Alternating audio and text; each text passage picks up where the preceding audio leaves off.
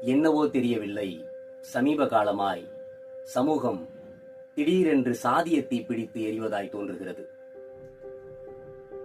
யாரென்று தெரியாத யாரையும் வெறுப்பதற்கு ஏதோ ஒரு காரணம் எப்படியும் இருந்து விடுகிறது. காலையில் கண்விழிக்கும் போதே எப்படியாவது கடவுளையோ கலாச்சாரத்தையோ காப்பாற்றியே ஆக வேண்டிய கட்டாயம் என்மேல் சுமத்தப்படுகிறது. என்னை தவிர எல்லோரும் பொறுப்பற்றவர்களாய், பொறுமையற்றவர்களாய் தோன்றுகிறார்கள். சாலைகள் விதிமீறல்களின் சாட்சியங்களாய் காட்சியளிக்கின்றன. சக வாகன ஓட்டிகள் குருடர்களாகவும், சக பயணிகள் திருடர்களாகவும், சகவாசிகள் சந்தர்ப்பவாதிகளாகவும் தெரிகிறார்கள்.